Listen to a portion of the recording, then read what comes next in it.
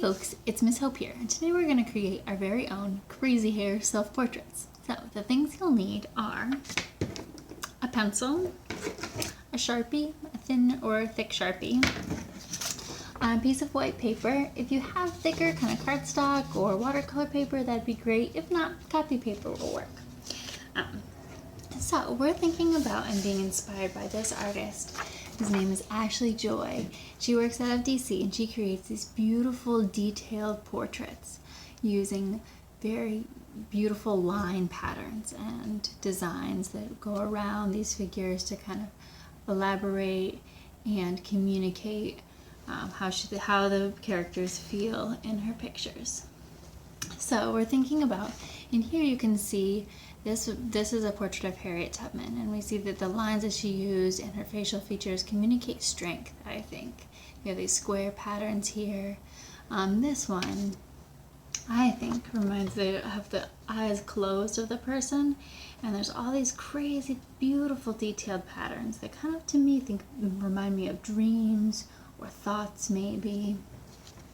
So we're going to be thinking about the way in which our patterns and our facial features can communicate how somebody's feeling in our picture, or what attributes we want them to have, or how we feel about ourselves. So, and you can also, if you are a guy and you don't want to have crazy long lady hair, you could also create a guy with a beard too. So there's lots of options. Let's begin. Alright, so the first thing we're going to do is draw a U. This will be the chin of our person. Then we're going to create a neck.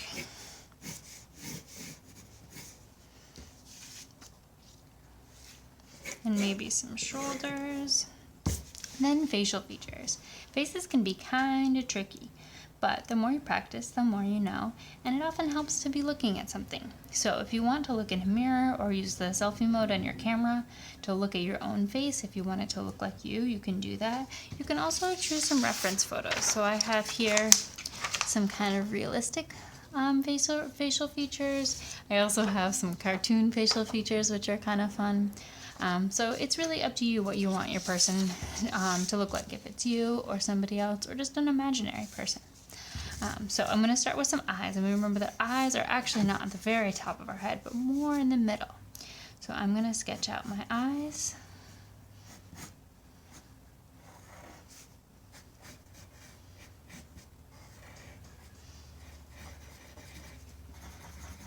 Maybe give myself some eyelashes if I want, and a nose.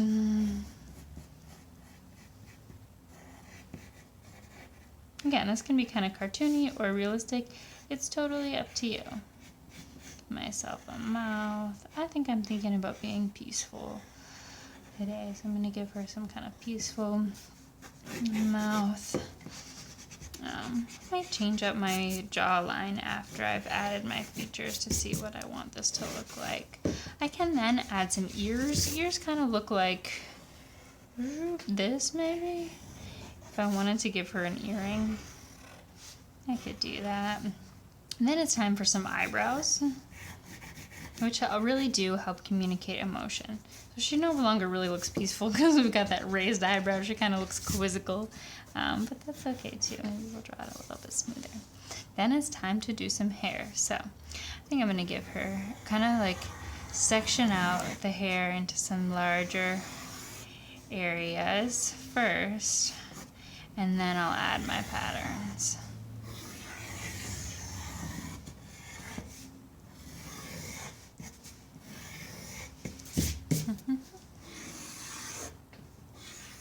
And it's really up to you what you want this to look like. The hair could all come down, it could kind of go out, giving her kind of these bangs almost.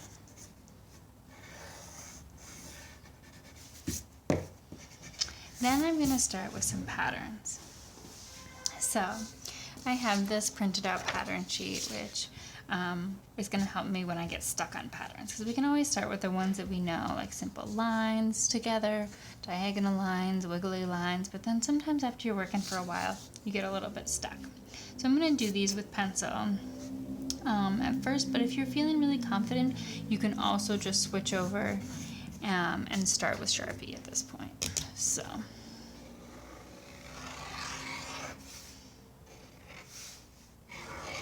Yeah, so I'm going to start filling in some of these areas with pattern.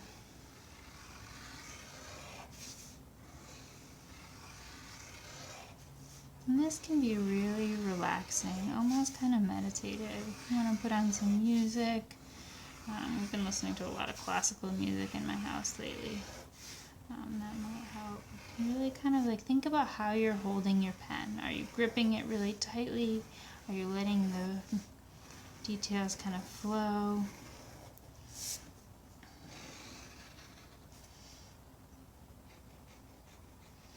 I'm going to do some zigzag lines.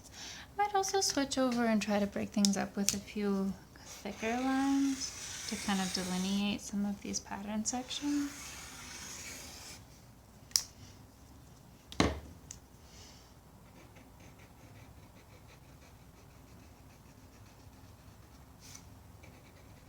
The overall effect of this comes from so many different layers of patterns. So it really won't start to look like you want it to until after you've filled in a number of these sections.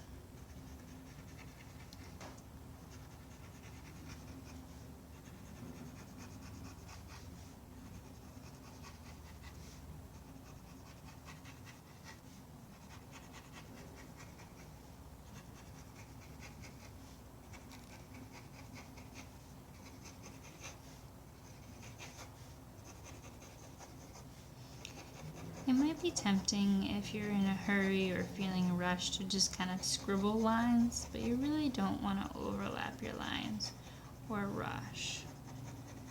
Because the point of it is not to just finish, but to really take your time. It's also something that you can take a break from and come back to or do while you're... So I'm going to keep adding these details and patterns.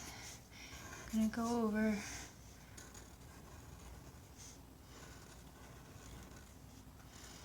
all of my lines with Sharpie that started with pencil.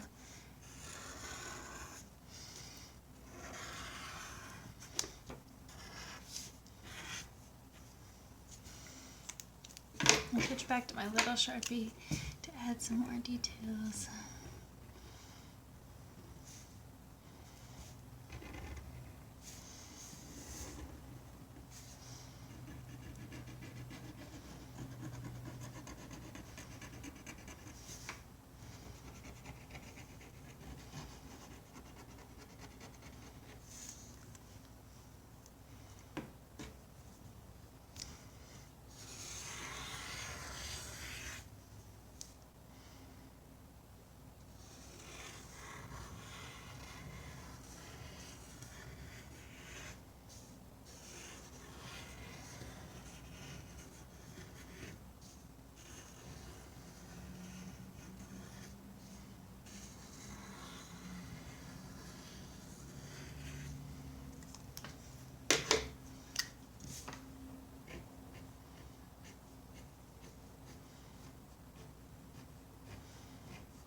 Again, I'm really taking my time here.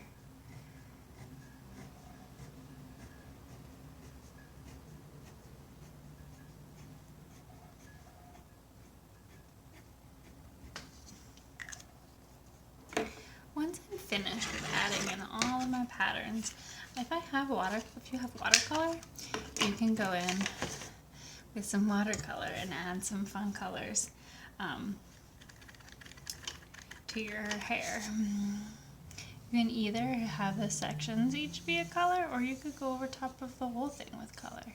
It's really up to you, but this will kind of add depth to your picture, which is totally optional. If you want to just leave it black and white, that's also a fine option. Kind of letting my colors flow together. I'm adding a little bit of blue and this green. When you're using watercolors, the only thing to remember is to rinse out your brush between colors.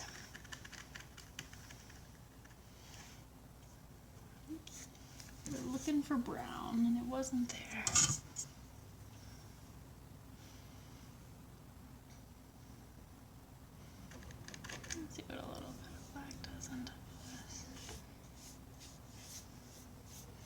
I'm making it gray. The more water you add, the lighter the color will be, and the more pigment you add, the darker the color will be. So I want to let my lines show through, and because I've used Sharpie, they won't bleed.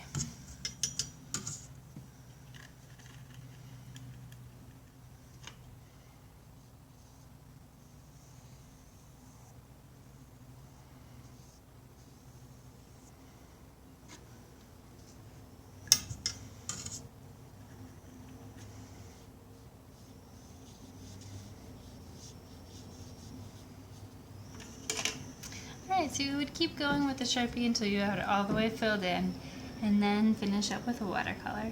And really take your time with these and have fun. Thanks for making with me today, and I hope you have the good life that you deserve.